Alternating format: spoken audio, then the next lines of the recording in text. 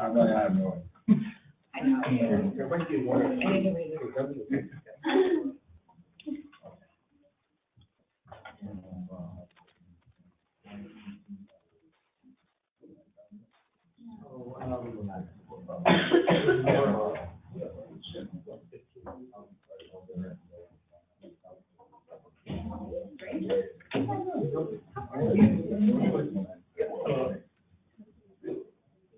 I don't care. Okay, they're always there.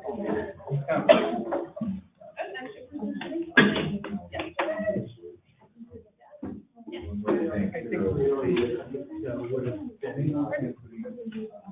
might have gotten better.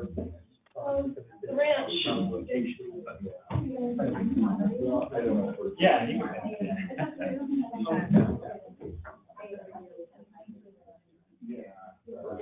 I think so, but I'm not sure. Yeah.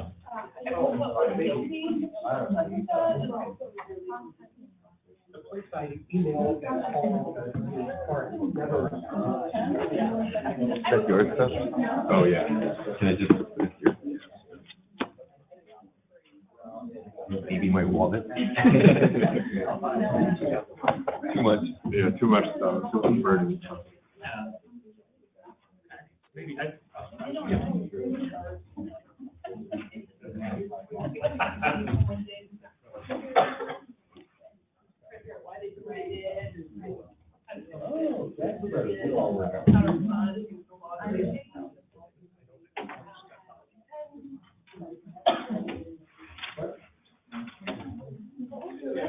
usually do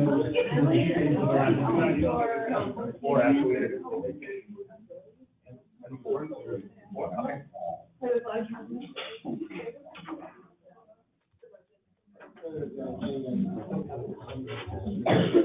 Good afternoon, everybody. We'll go ahead and get started. Thanks for coming today to the Twin Cities Research Group, our monthly meeting. My name is Dennis Farmer, and I'll be doing the introductions. I'm also one of the planners that helps set up topics for the Twin Cities Research Group. So before I introduce the speakers, we usually go around and have everybody introduce themselves and tell where they work, a little bit about what they do. In addition to hearing our speakers, it's often a good opportunity for people to network and meet folks. So if we could go. So my name is Dennis Farmer. I am a researcher at the Metropolitan Council. Hi, I'm Becky Saito. I'm a senior research associate at Rainbow Research. I'm Jean Foshing. I'm a consultant and freelancer at Heart of the Customer. I'm Sheila Smith. I'm a sociologist and social worker, and I'm looking for a job. Joe Schweigert, I'm a management analyst with Dakota County Administration. I'm Dorish Knushtad. I work at the Metropolitan Council. I'm a researcher. I'm Steve Wilson with SRF Consulting Group. I lead the travel demand modeling practice there. Better district.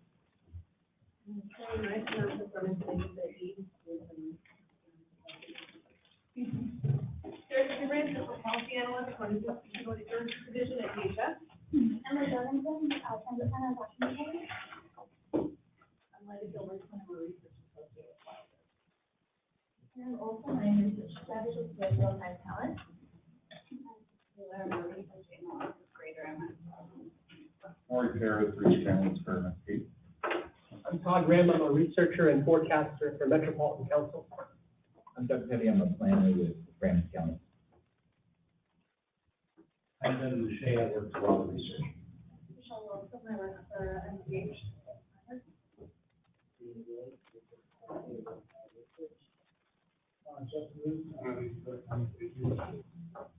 I'm Joe Moore, I'm a planner in the Dakota County Transportation Department. I'm Hank Clifford, and I'm the transportation coordinator on the Community Services Division at County. Well, thank you, everyone. So today we have a really interesting topic. We're going to be talking about metro mobility and the ridership forecast for that service. And our two presenters are Ning Zhang, who is a senior engineer at SRF Consulting Group, and Vahid Mushtaq, who is an engineer at SRF Consulting Group. And I'll go ahead and turn it over to them. Thank you. Thank you, Dan. Thank you, everyone. It's really glad we're here, and I'm really glad we have an opportunity to share our recent research to the group. And we are traffic engineers. Hopefully this topic is not so much on traffic, it's more on the research side. So the project we're talking about today is the Metromobility Needs Assessment. That's the project we recently accomplished with the Metropolitan Council. So today's topic, what he and I were going to more focus on ridership forecast model methodologies and results. So I'm going to briefly introduce a little bit on the Metromobility and its background, but he is then going to share some his expertise on the statistical modeling and the ridership forecasting and model development. And then we're going to talk about the riderships and implementation needs estimates. And eventually we're going to show a little demo of the tool we developed for Metropolitan Council. So Metromobility is basically a shared transportation services, but that's not for everyone, of course. It's only for the people who are certified users who are able to use the regular bus route due to disabilities or have health issues. So the last comprehensive assessment for this Metromobility was back in 1999, was almost 20 years ago. So due to a huge market growth or some change of behaviors and also the growing demand, there's a need to do this assessment again. So the purpose of this project includes first, develop a ridership forecast model for Met Council. So they can use the model to develop a future forecast and also analyze their policy needs.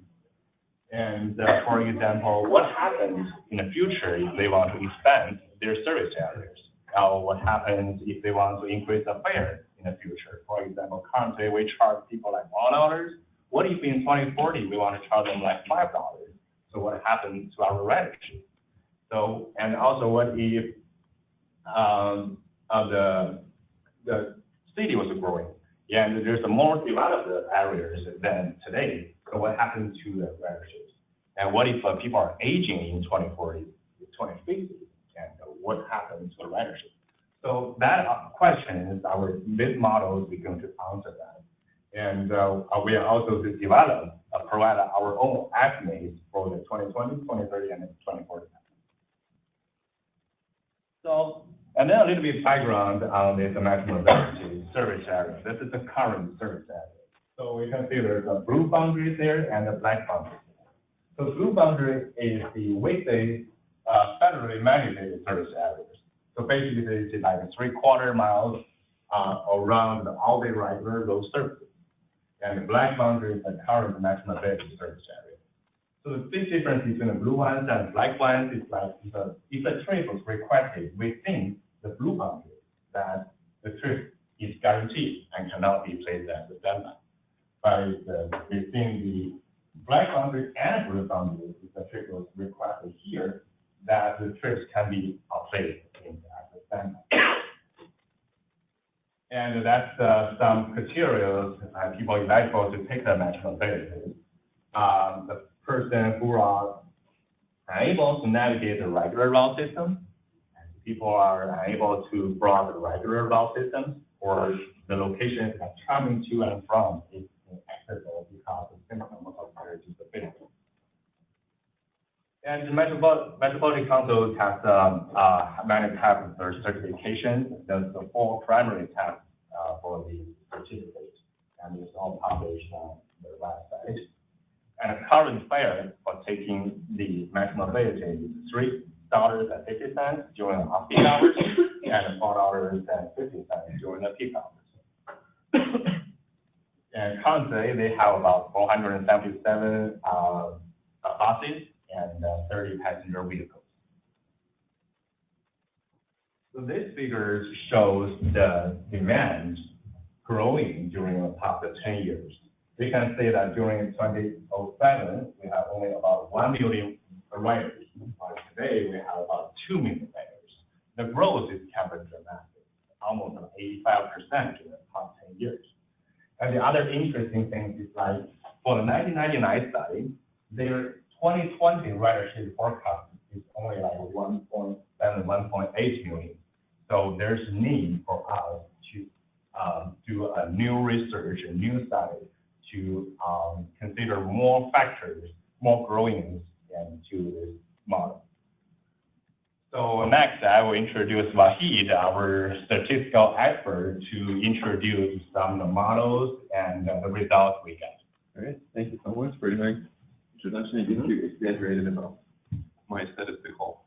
All right, as Ning explained, so the purpose of this study was eventually to have some models, regression models or statistical models that can predict the metro mobility ridership for the future.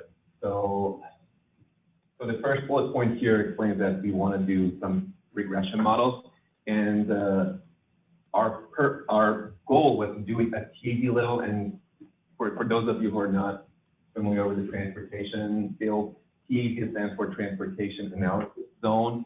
And just to have some idea, the Twin Cities area, metropolitan area, has more than 3,000 TADs, so that kind of gives you the size of each TAD. It could be as small as a couple of blocks together. Whereas you move outside the cities, it could be much, much larger than a couple blocks. So we wanted to do those regression analysis at TAD level. We also tried to do it at city level, but eventually we decided to go with the TAD level. Of course, the first step for regression analysis or statistical analysis was regression models was to do statistical analysis of this existing data.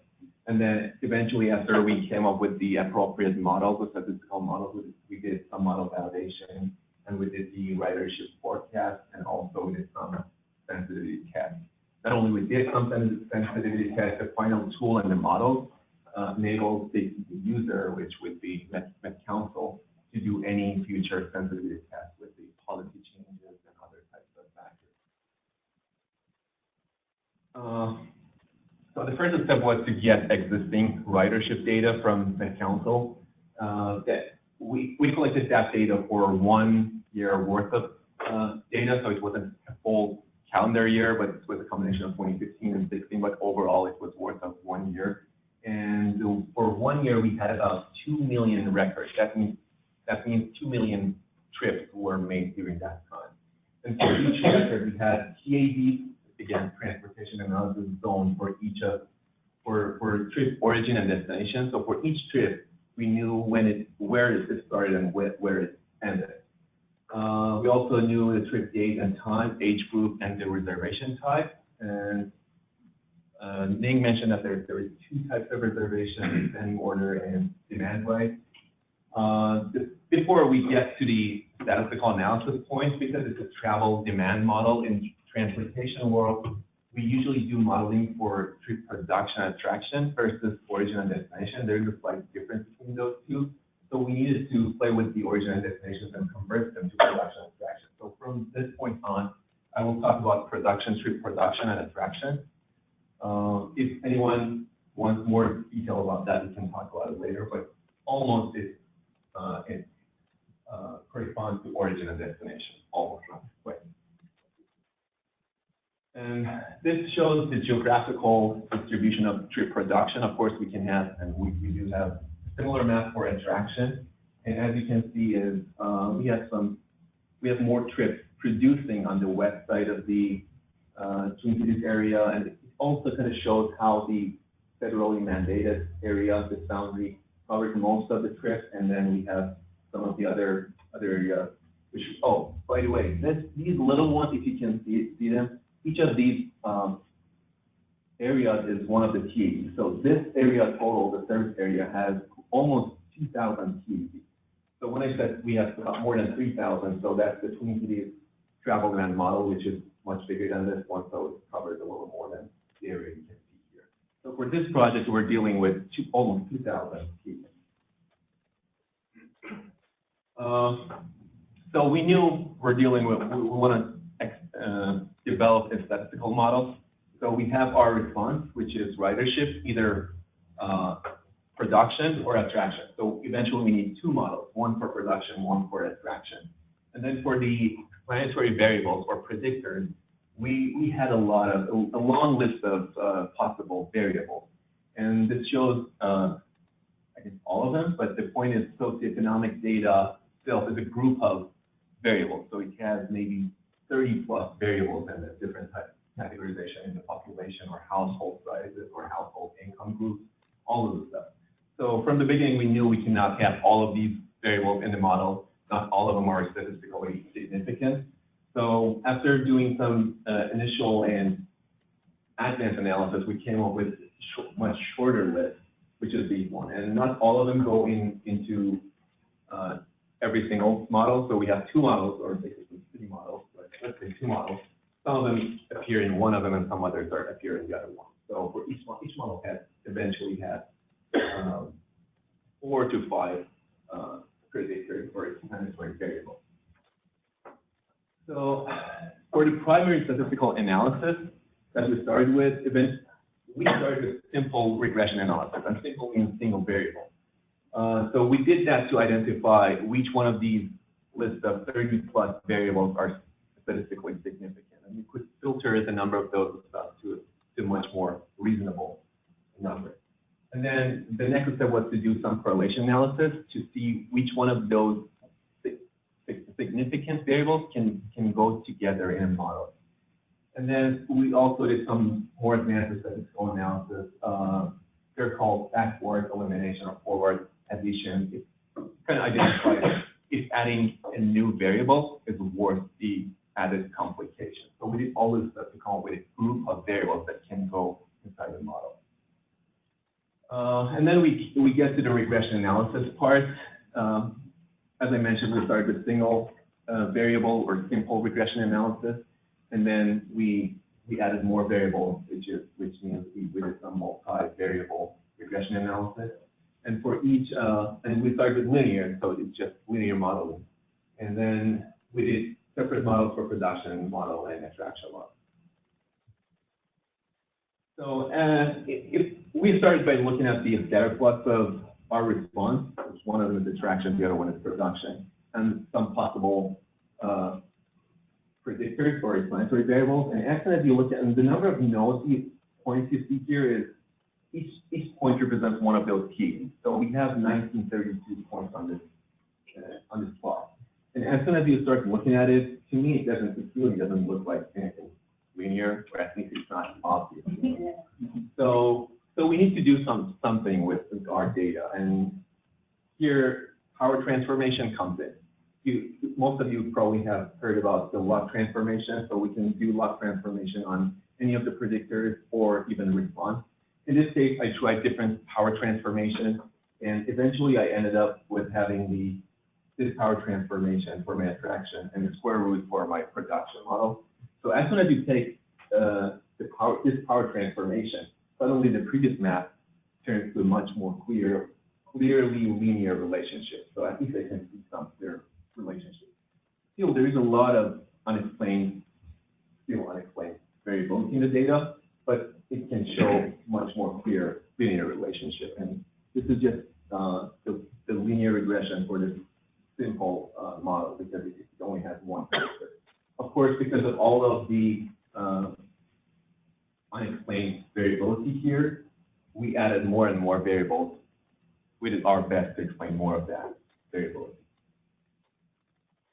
So the problem is go back here. So at the transform level, which means when we transform those stuff, we take logarithm or power of 0.25. This model works pretty good. And as soon as I add up all the repeated numbers, I can guarantee that I match the total ridership to the power of 0.25. But honestly, no one cares about what is the production to the power of 0.25, or what is the logarithm of production. What we eventually want to know is how many trips are produced at this KC, or how many trips are attracted to this KC. Nobody cares about the logarithm. But the problem with the linear regression is that as soon as you take the simple inverse of that thing to make it attraction instead of attraction to the power of 0.25, the model significantly underestimates the total trips. And it's pretty well-known thing, because we're doing lots. We'll talk about the reason for that. But depending on the type of the model I use and the type of transformation I apply to my response in explanatory variables, it can be up something between 30% to 70% underestimation of the total trips. Of course, it's not going to help what we're looking for. It's not going to serve that. So the problem is the inverse transformation. So if we did logarithm of attraction after feeding the model, we want to do the inverse transformation. That means exponentiating the log transformation. The results represent the median and not the mean, and that's the problem. So if my model initially wasn't really normal distribution, I'm going to have this problem because my inverse transformation will represent median and not the mean. And that's why model will significantly underrepresent the total number of trips. So some researchers suggested doing some other types of inverse transformation. So some suggested adding a term to the inverse transformation to account for that underrepresentation. Some others suggested that depending on the type of data you're dealing with, you may want to start doing other types of regression analysis.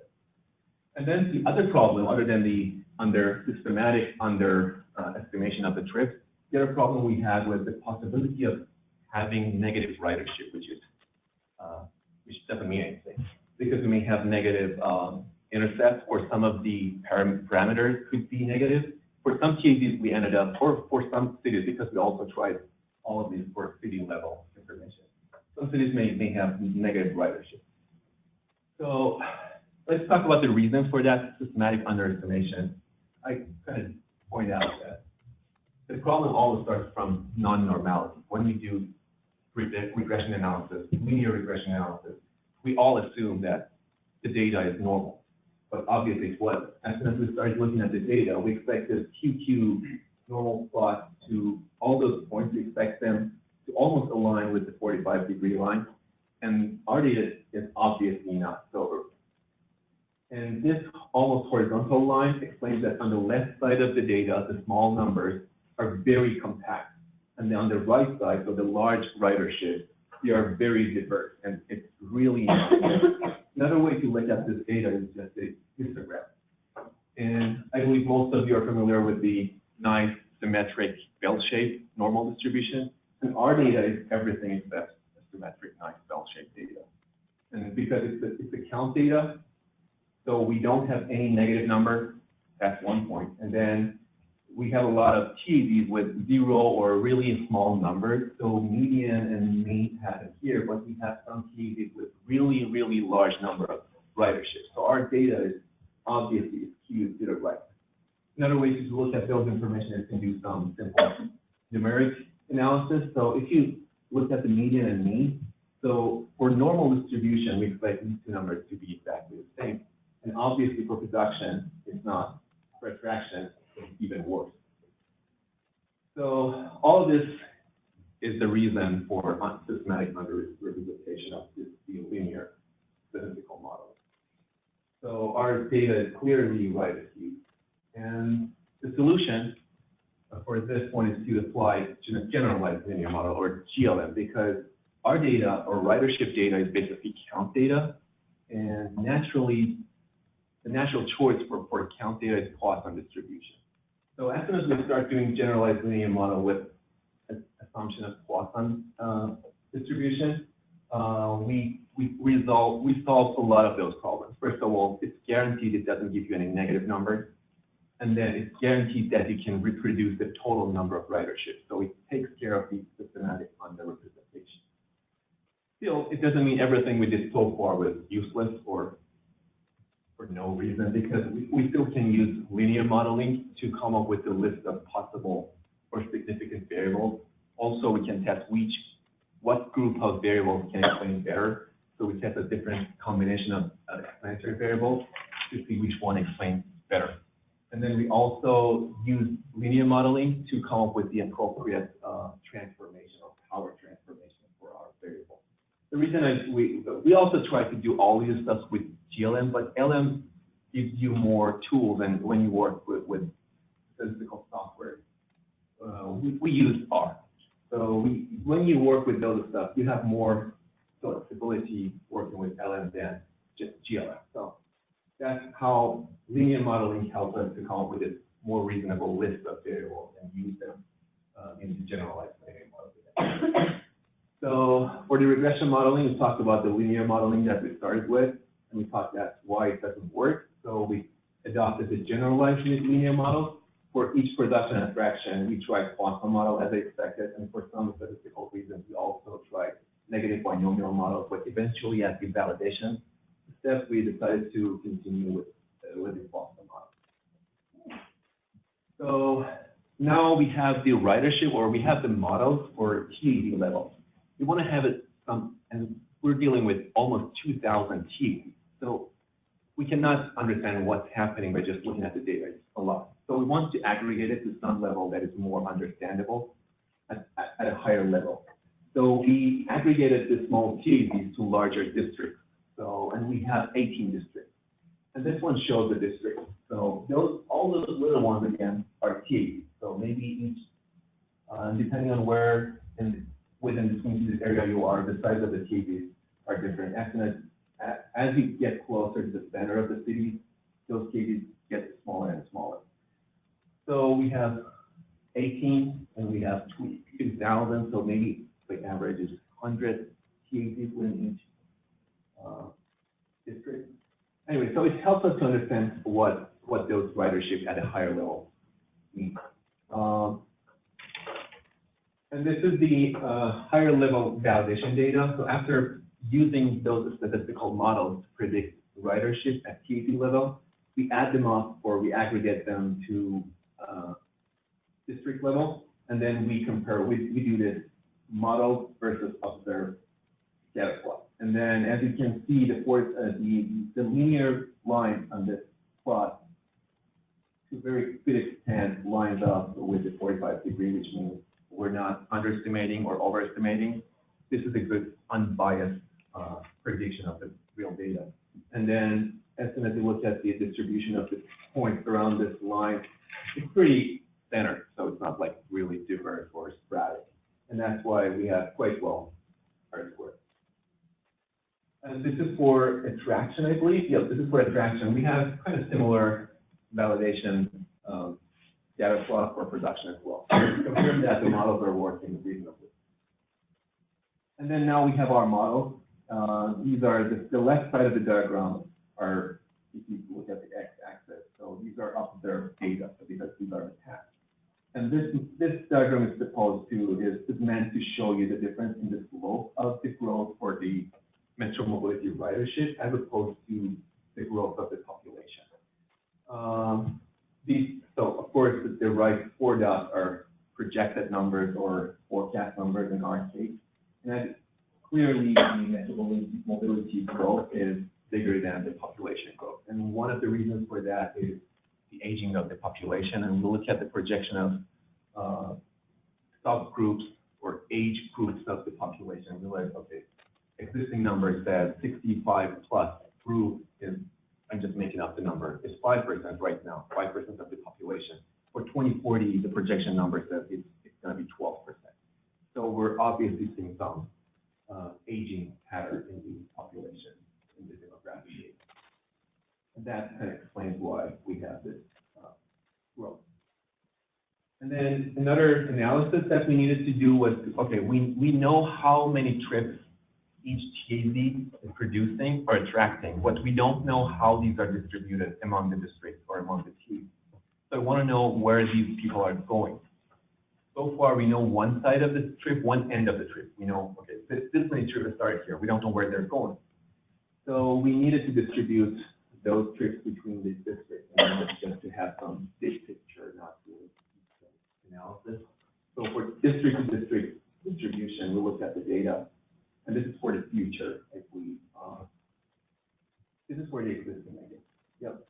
But basically, we use the existing pattern and kind of apply it to the future forecast that gives us the future. But what it says, the green numbers are the top 10% numbers, and the orange one or red one is what's kind of pink in on my screen, but no, it's more of a red. But anyway, those ones are small numbers. And if you look at the number, the pattern, what the pattern shows, we have a lot of green ones on the diagonal. That means many of the trips for metro mobility ridership are short trips. That means they start and end within the same district.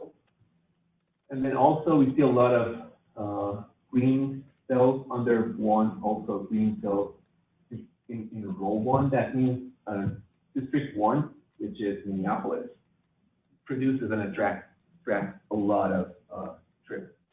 The The same thing for number 3 and number 6, which are Plymouth and 6 is St. Paul. So we can kind of see what areas of the city in this area are producing more, attracting more. And the red ones are mostly the districts in around the area. If you go back, so number 5, and 10, 11, 12, 13, and 15. Let's go back to the map and see where the districts are. So number 5, 10, 11, 12, 13, and 15. So most of them are around the area. And they were, if you remember Ning's map, they're usually outside the federally mandated area, so they're more. Go ahead. My question is, because obviously, does this take into account, like, population, because there's more people in Minneapolis than other areas, so that's kind of, if you're gonna talk to about other people, I would say, yeah, Minneapolis might have more, but there's more. There's a higher population. Yeah, we're not talking about the reason. So the statistical models take into account that stuff. So I have different types of population subgroups in my model. Or in case of attraction, actually population does not turn out to be significant. So we have employment as the most significant variable. So it does take into account those stuff. But when we just compare the total ridership or the need, go ahead. And I'm not sure if we're going to get too far into the tool. One of the reasons for kind of pulling things into a certain level is so that, you know, in the actual application of this, we wanted to have something that's accessible to all kinds of planners and keep it in a spreadsheet level. 18 districts, 18, 20 districts works out well. And Minneapolis and St. Paul as their own entities kind of turns out to be, that's something people want to be looking at in terms of the planning process. So, yeah, so and we know that they are bigger. But as he said, the predictive model gets around that. I was wondering how you keep the boundaries of the district. Is it a metro mobility? Oh, that's the service area for metro mobility. Yep. So just the individual districts within? Okay. How did you come up with the Good boundaries? question. Yeah, I actually had some stuff. We are travel demand modelers or traffic engineers, so we work a lot with Twin Cities regional travel demand models, and that model has, I don't remember the number of districts, but we have 30 TADs, and then we have 20-something, 28 districts. And that model covers much more area than metro mobility, so we combined some of those stuff outside this and made it all as District 19. And we ended up having 18, so it almost matches with the district in travel demand model. It also considers the boundaries of the cities. We tried to tweak some of those stuff to match with the boundaries. And also there was another one. County. Yeah, project service area to identify the outer boundary, but for the inner ones, we use the travel demand model district definition, and we tweak them to some extent to match with the city boundaries. But there is no wrong or right thing. Maybe we could have 6, or you could change some of those stuff a little bit. I guess I was just curious, is there any underlying principle for generating those traffic zones or traffic districts that you're talking about? Is it a certain traffic pattern or volume, or what is the underlying? In terms of the TADs, I can say we try to use natural and not natural boundaries. So each TAD is supposed to represent one area of the city that has similar travel pattern. And we can get it smaller and smaller to be a better representation of the travel pattern. But as we break them down to smaller pieces, then the model mathematically gets much more difficult to be solved because the traffic assignment model or other stuff. And then the solving time increases exponentially because it's a matrix. So if you increase it from 3,000 to 6,000, so you're increasing from 9 million cells to, help me here. Bottom line is Todd and Dennis tell us where those boundaries are. But it's like, I mean, there are natural breakpoints, and there are, where can we get the data for them? Census tracts or aggregation theorem. See, and it's kind of a juggling act in there, and the usability within the model. But I think all of those, these all look, they're either county level, county level and municipal level aggregations within the service area for the most part, just so it's easier to answer questions and for users. Because I've heard that all stuff to do with eligibility, if you have much of mobility, you know, it's kind of, you're around in the county, like you're doing Medicaid and Medicare, and whatnot too, so I think it kind of just really break down, isn't it, like by county, like how you could be able to be offered for the service. So, I mean, I love the data, I'm just saying, like, I would like to see it, like, part of this. What does this mean to someone who might be wanting to, like, talk to someone about this? So the earlier slides that kind of overlaid the different service areas. So first of all, there's the ADA mandate that you described, and that's dictated by the transit service, which to some extent has some geography attached to it for cities that are participating in the various transit services, such as Southwest Metro Transit and Minnesota Valley. And then the other ones are that is the transit, or what used to be the transit taxing district, is that? Yeah. So that's also municipally defined, and how Metro Mobility goes in and does its specific eligibility requirements. I don't know that, other than, needing a certification. I guess I don't know why you would get certified if you didn't live inside that boundary. But I'm just saying, how does it match up though with the eligibility requirements? I'm not gonna take all the time in the world to calculate on it, but I'm just saying, like, as someone who's thinking of clients who got the service, they had to get it through Medicaid. Yeah. So that's another kind of thing, is like, that comes through Hennepin County. So we have the split, like Bloomington and Richfield are part of Hennepin County. And Park, right? We have to split in the cities now. And that's kind of a different thing, because you get, the eligibility criteria comes from the county, not from the city. That's why I'm asking, like, where is eligibility and how does that stop? If I'm gonna go present this to people to talk about why I should get funding for policy, this is where, how do we do this at county? Does that make a difference in the model? It wouldn't make a difference in the model if you're adding up. I mean, certain of those districts will add up to Hennepin County. You can break that apart. I'm just putting out there, as all Yeah. the requirements. It definitely doesn't change Maps are the powerful. technical models because they're based on those little PADs, and they usually match up with county and city boundaries. But if for some policy reason, and I would be the last person to answer any policy related question, but if it's for some policy reasons, if this district aggregation thing doesn't work, we can definitely change the definition of those stuff, and it only changes the aggregation part, so just the post-processing of the data, not the statistical model. So with that, I just turn it back to Ning. Thank you. If you had questions, we can kind of discuss those. All right, thank you, guys. I have to admit that some of his expertise is beyond my knowledge, but I have to pretend I understand anything. Because I need to use his results to do a lot of science. A lot of animation, I guess. I need to use his numbers to help to come up with the implementation needs estimates for in the future. And remember what he presented, the district level forecast. I'm going to use that number and to come up with the passenger miles traveled, vehicle miles traveled, vehicle revenue hours, vehicle needed, and administrative needs. For example, with his forecast, I also can graph the average distance between district to district. Then I can come up with the passenger miles traveled. And then with the ratio to passenger miles to vehicle miles, I think we assume like 0.85 as the ratio. Then we can come with how many miles does the vehicle need to travel during the future.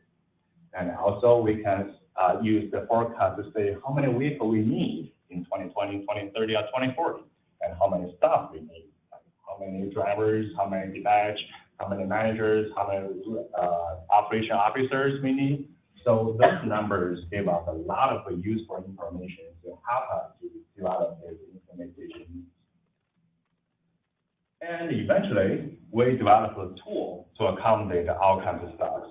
We don't want to just provide all the advanced models to my council, say, hey, here's our models, and use it. And it's not very easy for people to pick it up. So eventually, we embedded all the models into a spreadsheet tool.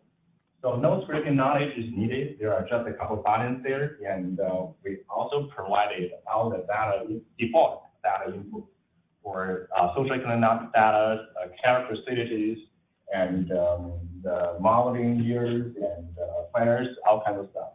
But those information can be changed by the users. Say, I'm not happy with your 2020 populations. I can change the numbers. Then the model, the core of the model is the statistical formula. Then we will accommodate the new changes and get your new results.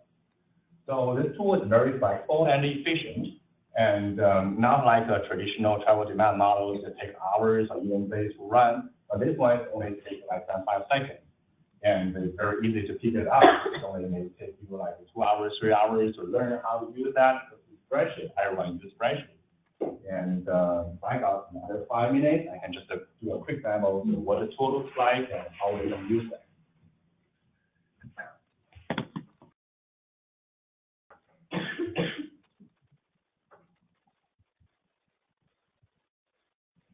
All right.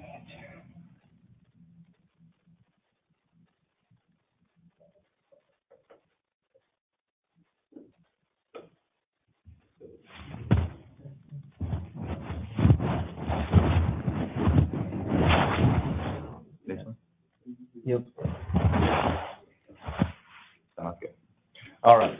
So here's what the tool, the interface of the tool looks like. And this is the kind of input phase. And not sure how to move the mouse here.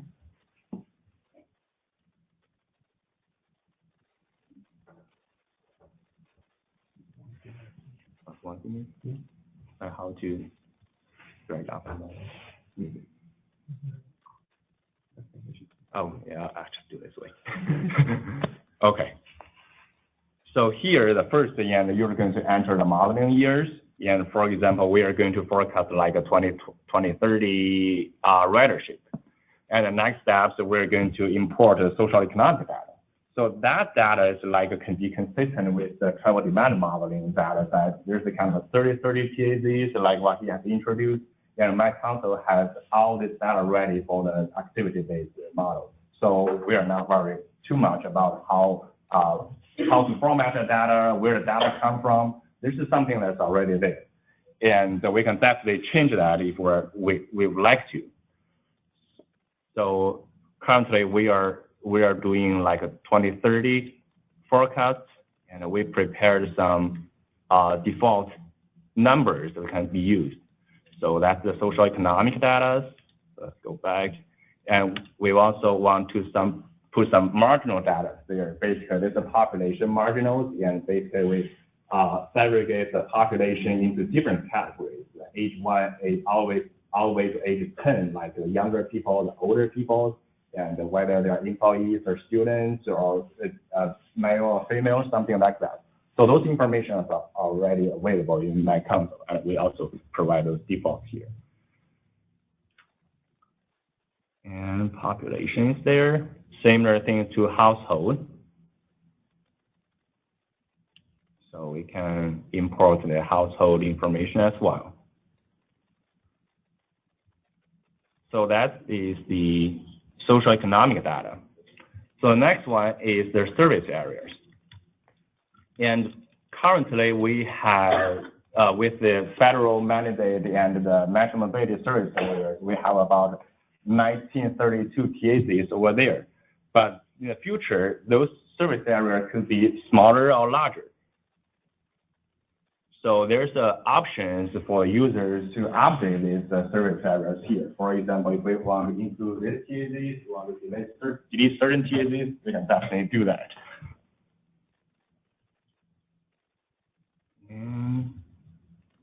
Oops, too much. And the TAZs are are up on the Metro, yeah, that's what we call it.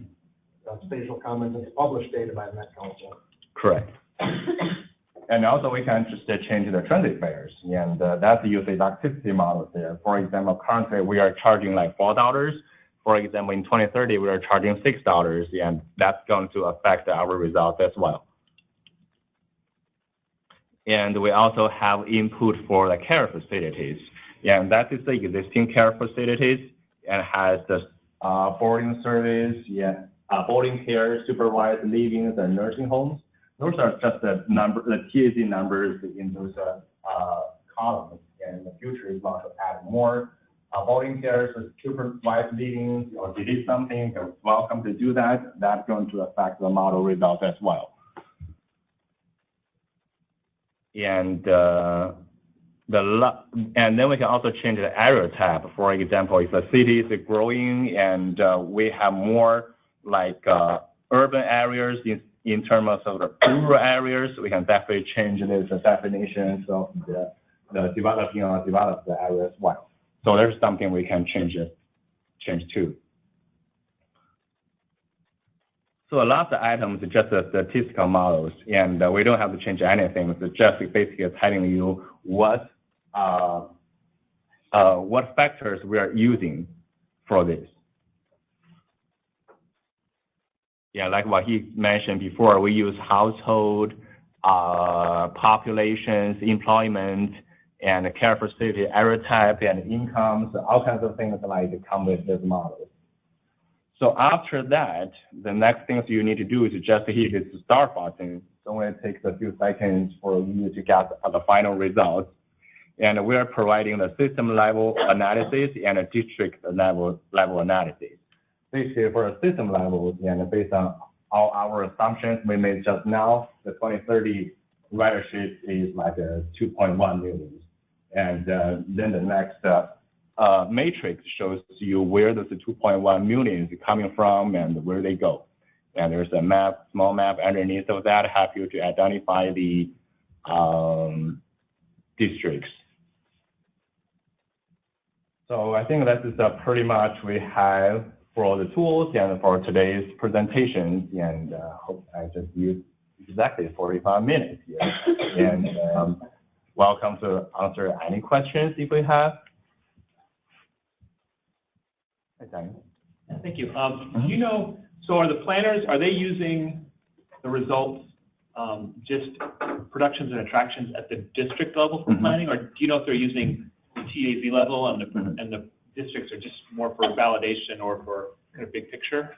I think the TAZ level analysis is basically a minute for our model development. And we use the independent variables, we use them as independent variables, and all the independent variables are at the district TAZ level. Okay. And then we aggregate them up, like what he mentioned before, that there's no need to say, oh, there's 30 TAZs over there, and there's no need to analyze all of them. So the district level may be a good boundaries for us to analyze those data. Steve? One thing that I kind of like glossed over, marginal files, the personal house marginal files are coming from, those are input files that the Met Council transportation, the activity-based transportation model is used by the council for its regular transportation. So what we really wanted to have is something where we basically just take input files that they have and use them. Now, I think the files as they're set up, going out to the year 2040, kind of has some general modifications in terms of the aging of the region, but one could go in and change those and say, there's more aging at home, so that's going to mean this for the distribution of the aging population, or we're going to see more people concentrated around downtown. So those files could be manipulated and used in here to also change the dynamic of what that might mean for the ridership. Correct. Actually, two questions. One is, I suspect it's pretty ignorant, but humor me anyway. So the initial statistical model that you talked about, it basically spat out the matrix. And you're saying that you use that matrix. It's the second piece here is a separate model? No, it's the same model. Same model. Basically, the models are built into the spreadsheet. And the input we're talking about, like a few mentioned, the marginals and the social economic data, the other care facilities, they're all explainer variables, like listed in the hidden tab. And they're using that variables and using his core statistics models to come up with this result. The second question I had was, at any point, is there assumptions underlying prevalence of different types of disability or anything like that? Great questions. We did try those variables and the different disabilities, whether have significant impact on the models, and the results turned out to be not statistically significant. So that's why we're not showing that variable so well. Can I follow up on her question? Yeah, absolutely. I have a couple. I was thinking along the lines, how did we get some of this information? Some of us very proud of this information. Yes, we kind of think this is really at it. But I'm going to ask this with a couple other questions. I think they're great. We need those. I've been in a couple of them when we talked about person stories, staff, and tell us. What is your story for this?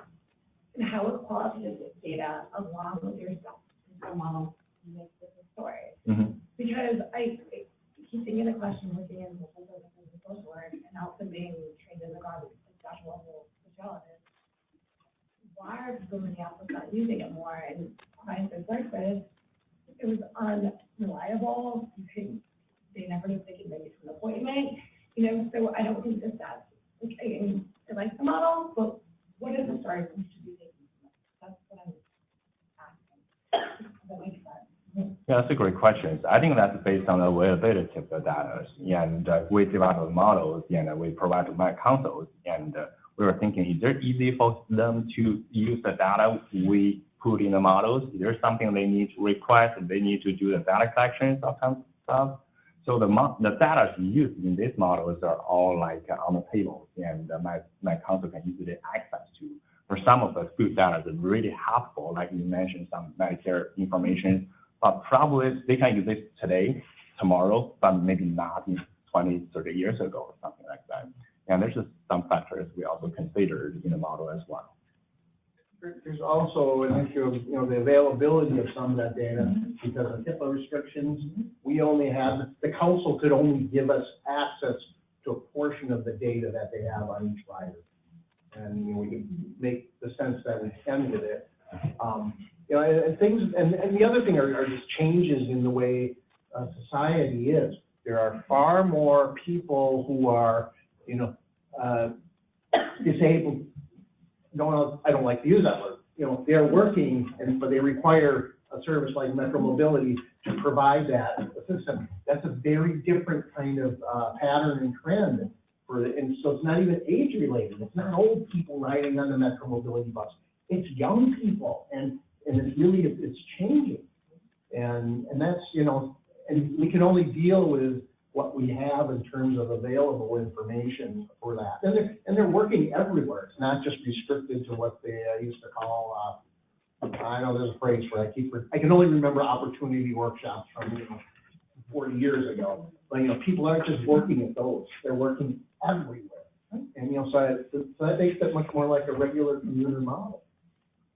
And then the other thing is some of the organizational changes that we would have in discussions with, let's say, a provider who has a lot of the contracted the agency trips and how they would respond if they no longer had access to them. Well, they all handle it differently.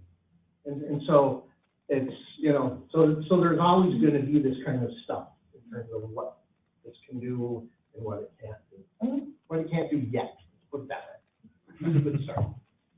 Okay. So you presented that your ridership model is based on observed ridership data. Drilling into the observed ridership data, the ridership you see is sort of a limited, constrained expression of demand because the system itself is limited in its resources, and also, as been pointed out, there are obstacles for the customers as well that dissuade people and act as a barrier. So in your modeling, are you assuming that level of barrier remains sort of fixed and constant, or are you able to, in some way, figure out spatial patterns of constraints? That concern holds for any type of projection model or forecast model. You just fit some model based on existing, and then you assume all the relationship between different portions of the model remains the same through time, and it's not always true. So that's a good concern. And the other day we were talking with some other folks in our office, and they were asking about the ADA basically curbside design. What if the people living out there cannot get to that point to use the service? So they're hidden, and the existing data doesn't show that. So those concerns are correct. So I don't know if you have something to add, how the models, usually forecast models, handle those types of concerns? Yeah, I was going to ask if there's a wholly other research approach to answering that question. Yeah, I think you have, and as you know, as somebody who writes the contract, you have limited resources to achieve the project goals, and so we try to work within those constraints. That's one of the constraints to the whole thing that we're talking about. One of the things that we were, I think, fortunate not to have to deal with our data of existing ridership all is taken before, like a year ago now, probably. Metro Mobility started having to turn down and deny a lot more rides because they just ran out of capacity to do that. We didn't have, so that capacity constraint is not part of our data. That would have been a problem, because then we would have had this missing trips or demand that wasn't being served. So I think we have a pretty good record in our data set of trips being served without that kind of a barrier. Go ahead. I guess that's my question, because you explained that employment was a factor that really influenced For the attraction side of it, not for the production. Okay, so which would suggest the rush hour, high demand of rush hour, and less of demand of it. So I'm just wondering if you could just try to get rush hour trips, just to see what, because that seems to be the high demand period. So you could model and try to determine how are you going to serve that high demand? Because you'll have enough infrastructure to serve the other time.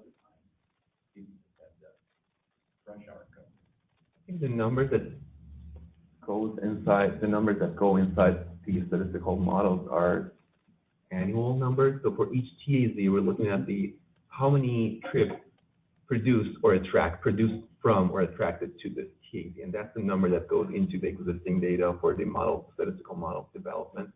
So it's not sensitive, I would say, to any extent to capacity constraints or rush hour constraints. It's another type of constraint that Todd just mentioned. So we did graph that data out earlier because we did have time. Right. And I don't recall anything in the temporal distribution that looked like anything other than, the normal travel patterns in the region in terms of peaking. And I would think if we had a constraint on that would have somehow showed in a flattening of the peak or something that would look different. the majority of our data is standing order. I don't know the distribution. They're the same. Oh, yeah. They have both, basically. And the standing order and the demand ramp, they shows no statistical significance. So that's why we lump them together at the same time. Okay. But the daily profile looks like just the regular. Yeah, that's my recollection. Right. I just recall decades ago, there was, people with wheelchairs basically sat in at the governor's office, demanding more Metro Mobility service. And the police came and called for Metro Mobility service to take these people to jail. And because they had not reserved 2 weeks before, they couldn't, there was no service. So So that's, can I ask onto that, because I'm thinking about this, because I worked at a place that was an alcohol and drug addiction place, right? And it was in Minneapolis, but not even one of them was on Ramsey County, other places. So how do we determine, you know, the social services who's using it versus who actually lives in the county? Because these women were in a treatment home, right? Like, not like you have to break it down like that, but that was the issue. It would take you to, like, probably 2 weeks ahead of time to get it, and people stopped using it because it was unreliable. So, like, we used that earlier, social service agencies, like, how to come up with their own plan. So, so is it catering to people who work? Is that part of, is it tied to TANF, Medicaid, Medicare? That's the question. If we change our criteria, what is this forecast going to look like? Like, for who's eligible for it? Because the criteria can change. That's a question I want to put out there. I just had a question regarding the price piece of it, because if it is the case that, you know, you have a peak hour fare and an off-peak hour fare, so that is somewhat, to some extent, impacting your demand. I'm assuming there's a sort of a elasticity measure of some sort. And you seem to suggest that on the supply side, or I mean, in terms of travel behavior, the behavior is not that different. But I wonder, in terms of the limited capacity of the metro mobility, how that demand interacts with the supply. Because if you have unlimited mobility, you can use multiple alternatives. So you're going to get there one way or another. But if you don't have that, metro mobility is the defining limitation. The supply side is fixed, basically. So for that reason, I wonder if the price differential makes it a little problematic, given that the supply itself is limited. Yeah, I think that's a good question. And the transit fares, so the elasticity-based model is kind of like outside of the statistical model. It's just kind of an add-on factor, saying like we increase $4 to $6, and it will decrease certain amount of the ridership. And I think that is a great concern, because that's true. And if there's the only option, no matter how expensive they are, some people have to use that. And the curves that we are referencing to is kind of like a national RCHRP studies or something. They already developed a kind of like the sophisticated curves, like say how people respond to these transit fare change. It's not like a linear. So the higher the price, the lower transit ridership. It's not like simple. So they have like a logic model or something like that. So this is kind of like it's a restriction of the model, of course, and because the people behaviors are really hard to estimate or forecast. And what we can do is just to make as much as possible to forecast it, to see what the general trend of the people is using these services. But who's paying the fares, though? Because some of this should be being paid by different cost of money. Right. So that's like, I mean, I don't, like you're saying, $3, but a lot of people either pay their Medicaid or and the money we give to the here, like they get paid that.